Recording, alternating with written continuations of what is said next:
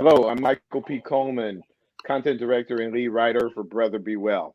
Today, we're going to be talking about the intersection between exercise and mental health. And there's nobody better to talk about that with us than Todd. He's the president of the Capital City Black Nurses Association. Carter, what's up today? Michael, what's going on, man? Doing okay? You doing all right? Yeah, I'm doing well. How about yourself? Doing pretty well. Let's get right into it, Carter.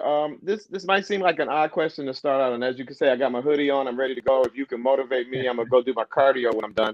I'm wondering about if there are any mental health benefits to not exercising. And again, I'm not asking for me. I'm gonna ask for those couch potatoes, the Brother Be Well couch potatoes. Are there any advantages to doing nothing?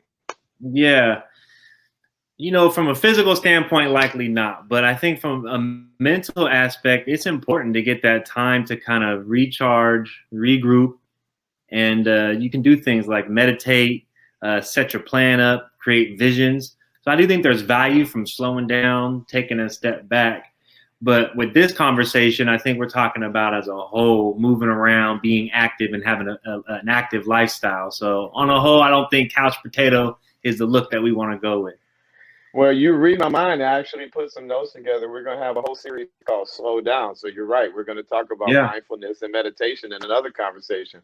But for this one with exercise, let's get at the link between exercise and mental health. I'm wondering, is it physiological, or is the connection, is it all about the achievement of goals? So if I decide, like I just talked about my cardio, if I say I'm going to do 45 minutes of cardio and I do it, then I feel better about myself and that improves my mood.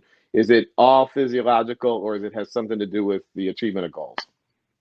I think it's a combination, man. Anytime you set a goal and you achieve it, you're going to have a sense of self-fulfillment.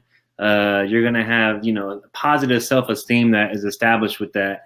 And working out, even if it's for a short amount of time, you get ready, you put your shoes on, you get your gym bag, or you step outside. And regardless of what type of workout it is, fulfilling that is huge. Now, when it comes to working out, what you're doing is you're moving your blood around, you're getting increased blood flow to your brain.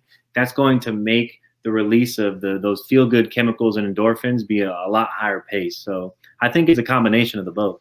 Wow. You talked about those endorphins. Let's get at that for a minute. Before I started, and I've got to go back maybe 20 years ago when I really decided I had to take my health seriously. That was before I realized there was a connection to mental health.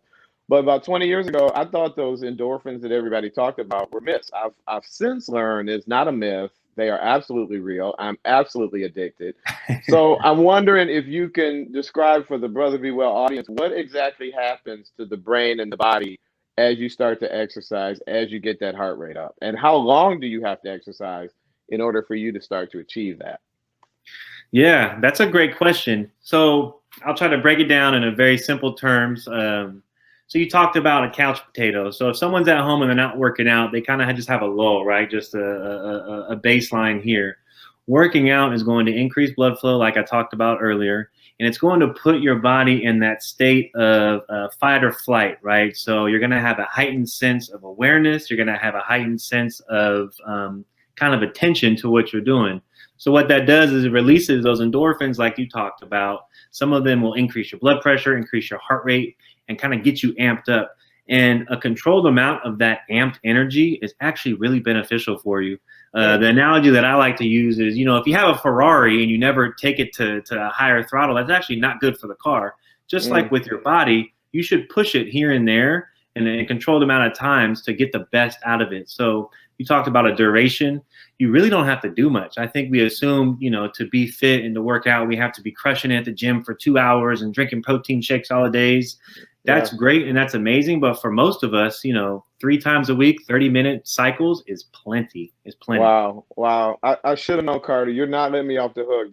There's gonna be no reason for me not to get up from this chair when we're done and get out and do something. Because you're saying I don't have to do too much as long as it's a regular practice and I make it a habit 2 or 3 times a week. You said I can absolutely handle that. So I'm gonna knock out one of those 2 or 3 times a day. And even those 30 minutes, man, you could break it up. If someone who's just starting out working out, 30 minutes might be a long time. You could break it up throughout the day. You could do 10 here, 10 there, and 10 at night. Wow. As long as that 30 minutes throughout the day, that's what really matters. Wow, wow. We're going to do it. We're going to do it. Let's talk about type of exercise. I've heard some people say cardio is the way to go. You got to get the heart rate up. You got to sustain that increased heart rate. Other people swear by, especially as we get a little older, the weights, the resistance training. Is one better than the other? Does it have to be? Should it be a combination? What's your advice on that?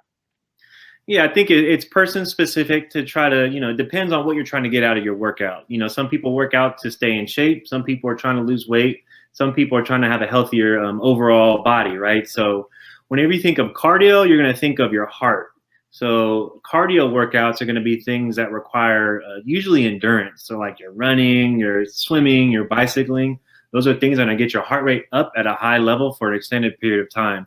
What that does, your heart beating at a very high rate over an extended period of time is going to make your heart stronger. So it's not going to have to beat as hard. And when it beats, it's going to beat with like a lot more of a punch. So cardio is really good for that and your blood pressure control. Now, when you get to resistance training, that's more of what you would consider, getting in a gym, lifting weights, pumping iron. That's more with the typical resistance training that we think of when we see people at the gym. That also has other benefits. So obviously getting big muscles, looking like Arnold. But what it really does for, like you talked about, older people, is it increases your bone density and can mitigate some of the detriments of like osteoporosis. So you might hear older folks who are being recommended to do those resistance trainings, and that's what they're really doing is you're building bone density. Wow, wow.